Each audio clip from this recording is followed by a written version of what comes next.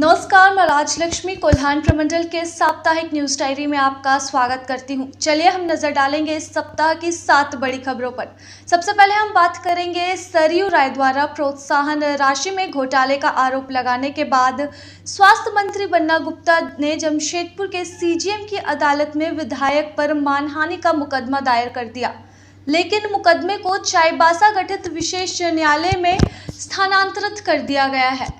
मामले पर गुरुवार को स्वास्थ्य मंत्री बन्ना गुप्ता सीजीएम की न्यायालय में उपस्थित होकर बयान दर्ज करवाने पहुंचे थे, जिसे न्यायालय ने अस्वीकार करते हुए कहा कि इस मामले की सुनवाई चाईबासा में गठित विशेष न्यायालय में होनी है, इसलिए बयान दर्ज करवाने व अन्य प्रक्रियाओं के लिए विशेष न्यायालय ही जाना होगा।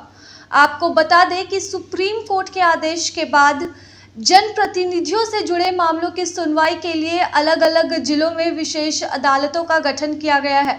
चूंकि मानहानि से जुड़ा यह मामला 2 जनप्रतिनिधियों से जुड़ा हुआ है, इसलिए अदालत ने इस मामले को कोल्हान के जनप्रतिनिधियों के लिए चाईबासा में गठित विशेष न्यायालय में स्थानांतरित कर दिया है। परसुडी थाना क्षेत्र के बाड़ीगोरा बैंक ऑफ इंडिया के पास रहने वाले गोलू आशुतोष कुमार उर्फ गुड्डू ने बुधवार को अपने आवास पर फांसी लगाकर आत्महत्या कर ली। फांसी लगाने से पहले गुड्डू ने कमरे की दीवार पर परिजनों के लिए एक संदेश भी लिखा था।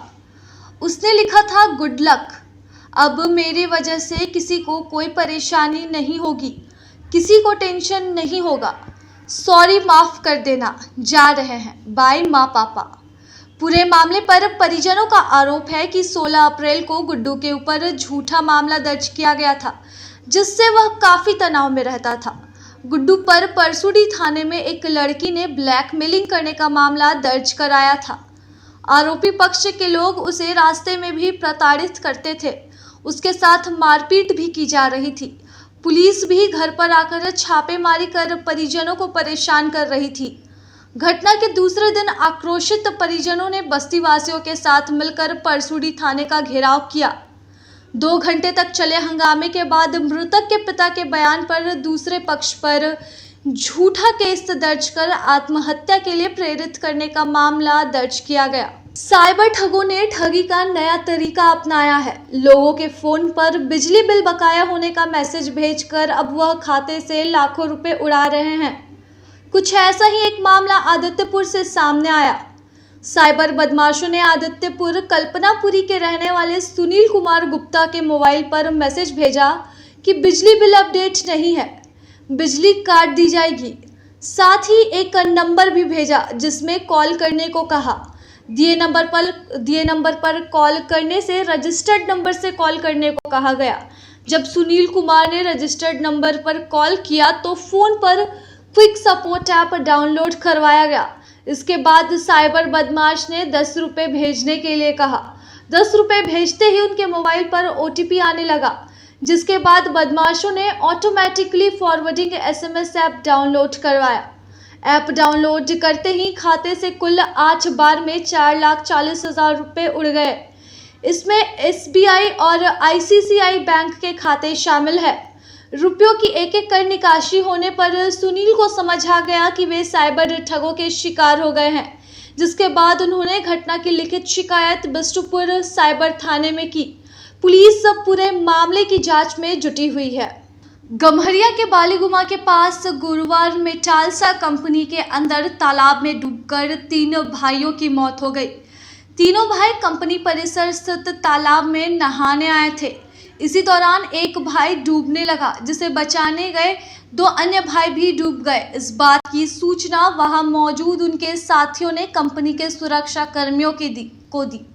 सुरक्षा कर्मियों ने तीनों को तालाब से बाहर निकाला, जिसके बाद स्थानीय लोगों के सहयोग से तीनों को TMH अस्पताल पहुंचाया गया, लेकिन इलाज के दौरान ही डॉक्टर्स ने उन्हें मृत घोषित कर दिया।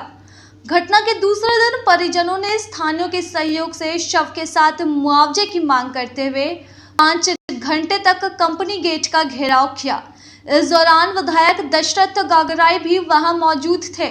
परिजनों ने कंपनी से मुआवजे के तौर पर 50-50 लाख रुपए और एक नौकरी की मांग की है। वार्ता पूरी नहीं होने पर परिजनों ने कंपनी को 48 घंटे का अल्टीमेटम दिया है। उन्होंने कहा कि यदि मांगे पूरी नहीं होती है तो उसके बाद कंपनी गेट पर अनिश्चितकालीन धरना दिया जाएगा। 1 लाख रुपए पर 15,000 तक ब्याज देने का दावा करके लोगों के करोड़ों रुपए उड़ाने वाली मैक्सिजोन कंपनी के 3 खातों को पुलिस ने फ्रीज कर दिया है। खाते से पुलिस ने 30 लाख रुपए जब्त किए हैं। पुलिस जांच से पता चलता है कि लोगों को चूना लगाने के लिए 3 अलग अलग नाम से कई शहरों में कंपनी का संचालन होता था। पहले तो लोगों को फंसाने के लिए 15% तक ब्याज दिया जा रहा था, लेकिन लोगों का विश्वास पाकर कुछ दिनों पहले ही कंपनी के मालिक ने सारे संपर्क सूत्र तोड़ दिए और शाखा कार्यालय में भी ताला लगा दिया। इस मामले की शिकायत कुछ दिनों पहले ही एसएसपी से की गई थी, जिसके बाद साक्षी थाने में मामला दर्ज करते हुए इस पर कार्रवाई की गई। पूरे मामले में पीड़ितों ने भाजपा प्रदेश प्रवक्ता कुणाल छाड़ंगी और वित्त मंत्री रामेश्वर उरांव से मुलाकात कर सीबीआई जांच की मांग की है। चक्रधरपुर रेल मंडल ने एक बार फिर से आरपीएफ ने जाबाजी दिखाते हुए रेल यात्री की जान बचाई है। घटना शनिवार झांसूगुड़ा रेलवे स्टेशन की है, जब स्टेशन से प्रस्थान कर रही ट्रेन संख्या 1213 में सवार होने के दौरान एक बुजुर्ग लड़खड़ा कर कोच संख्या S1 की गेट से फुटबोर्ड पर गिर जाता है। बुजुर्ग का शरीर ट्रेन और प्लेटफॉर्म के बीचों बीच गैप में घुसने वाला था, जिससे वह बड़े हादसे का शिकार हो सकता था। लेकिन तभी ड्यूटी पर तैनात महिला आरपीएफ जवान बीना ने दौड़ते हुए बुजुर्ग का पांव पकड़ लिया। वह तब तक बुजुर्ग का पांव पकड़कर भागती रही जब तक कि बुजुर्ग सही सलामत कोच के अंदर प्रवेश नहीं कर गया। इस घटना को देख सभी वहां अचंभित रह गए। महिला जवान की जाबाजी को देखते हुए सभी ने तालियां बजाई, जिसके बाद रेलवे जीएम अर्चना जोशी ने महिला सीआरपीएफ जवान बीना के बहादुरी और जज्बे को सलाम करते हुए सम्मान पत्र सौंपा। वहीं बिष्टुपुर थाना अंतर्गत गंगोत्री अपार्टमेंट के पास शुक्रवार खड़ी एक कार में अचानक आग लग गई। इस घटना से कार में बैठे 55 वर्षीय एम मुकुंद राव की झुलसने से मौत हो गई। घटना देर रात 2 बजे की बताई जा रही है। घटना की सूचना पाकर दमकल पहुंची और आग पर काबू पाया गया। इधर सूचना पाकर बिष्टुपुर पुलिस भी मौके पर पहुंची और कार की जांच की। M Mukund Rao Shri Krishna public school के पीछे क्वार्टर में रहते थे। उनका ट्रांसपोर्टिंग का व्यापार था। पुलिस ने उनके परिजनों को सूचना दे दी है।